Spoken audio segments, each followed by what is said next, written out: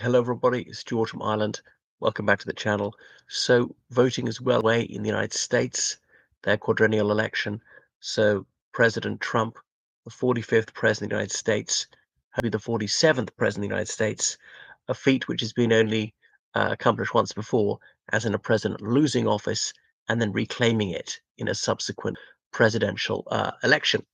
And so it's going to go on till the close of polls in Hawaii, because of course those islands are in the Pacific Ocean. And is it 10 o'clock at night in Hawaii time? That's something like my goodness, that's very early in the morning, about 6 o'clock in the morning, British time.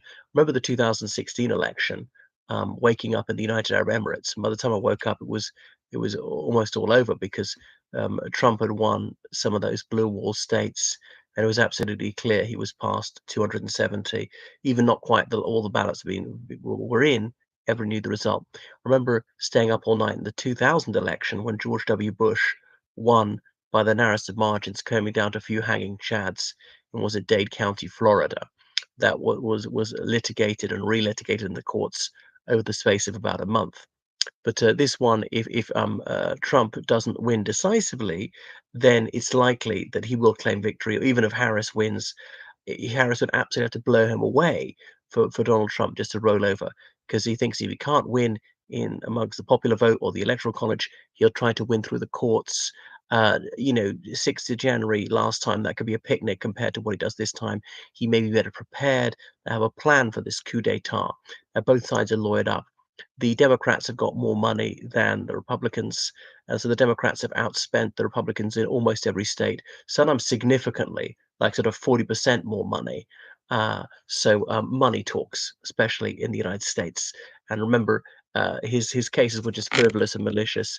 Often didn't even have a prima facie case. That's why he lost about 60 court cases last time and won only one of them, and often by Republican appointed judges. It might come down to the United States Supreme Court. Remember, 6 of the 9 justices were appointed by Republican presidents. That doesn't automatically mean that they will find in favor of the Republican candidate. They could be open-minded. Even if they do find in favor of the Republican candidate, it's not necessarily because they were appointed by a Republican or of any sympathies in that direction. So put that out of your mind. We rule according to the law and according to evidence. Whether that favors a Republican or a Democratic candidate, we're indifferent to that. That's the idea. Whether they really are quite so detached or fair-minded, I don't know. But if there was some partisan bias, that would favor the Republicans quite clearly. Another thing is, I notice this elections on a British public holiday, bonfire night. I say that it's not actually a day off work. Remember the 5th of November, gunpowder treason and plot, and all the rest of it. And curiously, the British general election was an American public holiday this year, which was the 4th of July, which is Independence Day in the United States. Curious coincidence that the only time it's ever happened. So, because in the United Kingdom, elections are always on a Thursday, same as referenda, since 1918. Yeah, since the 14th of December 1918. Previously, it wasn't one single day. Whereas in the United States, it's always the first Tuesday of November. The inauguration or re-inauguration of a president is always the 20th of January, irregardless of which day of the week that happens to be, including if it's a Saturday or Sunday. It was the 4th of March until the time of Franklin Delano Roosevelt, who's the last president to be inaugurated on the 4th of March. So an even bigger time lag. So about 2.5 month time lag between the presidential election and the inauguration of the incoming president. Previously, it was more like a 4 month time lag. Okay, so now how is it going? It's very difficult to say because there's such mixed evidence right now. Early voting tends to favor the Democrats heavily. Voting on the day tends to favor Republicans. Bad weather will reduce turnout a little bit. Democrats a bit better at the turnout, the vote operation. And that's always been the problem for the Democrats. People are inclined towards them, but you don't actually bother to cast their ballots in the end. But they seem to have corrected it. So the polls probably understating Trump's support not as badly as previously, because they've taken strenuous efforts to correct that. Are they overcorrecting it? Well, time will tell.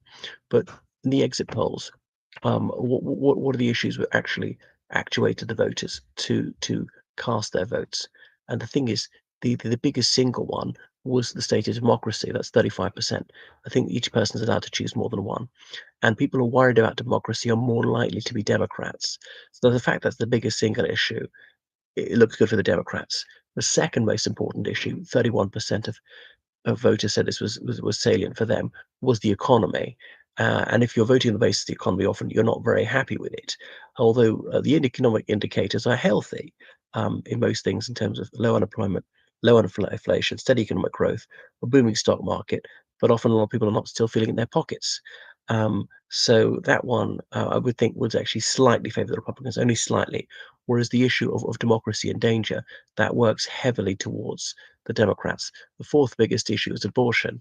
So the Republicans defend a child's right to life, and that's unpopular, unfortunately. So the fact that uh, the Democrats hate children, they're paedophobes, that is actually quite popular. So there are a lot of nutters. There's majority bigotry out there. So it's looking for the Democrats. Good on that one. But only 14% of people said that's a very important issue to them. But those ones are very much Democrats. Republicans tend to defend children, but yeah, it's not as important an issue for them. Those who really defend human life, that's only about 30% of the US population. Well, depending on the circumstances a little bit. So not all Republican voters would actually want to save babies. Immigration, 11% consider that very important, and they're overwhelmingly Republicans.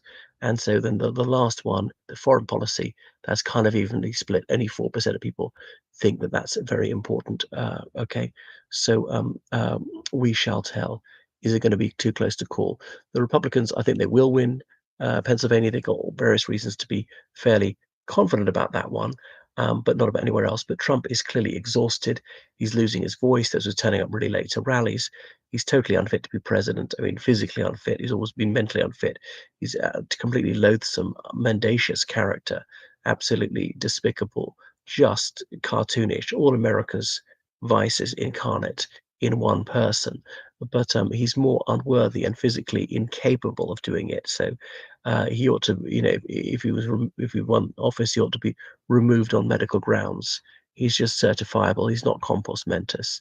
Um, anyway, so Kari Lake, the Republican who made a senatorial bid in Arizona, narrowly lost and kept lying about the election results, um, says that she will accept the outcome of it, whereas a lot of Republicans won't say that in advance. Okay.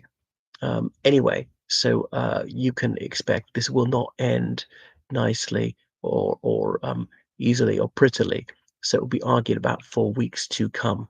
So obviously, America's adversaries are licking their lips because they think it'll be anarchic. It'll also prove democracy is a sham. It's because it is a sham in Russia, and they'll try to say, well, it's like that in the United States anyway. They want to turn Americans against each other at each other's throats. An America that's paralyzed, that's inward looking, is enfeebled, and that obviously emboldens aggressor states. Thank you for watching the channel. Make sure you subscribe on Patreon, donate on PayPal, georgecallahan79 at gmail.com. Goodbye.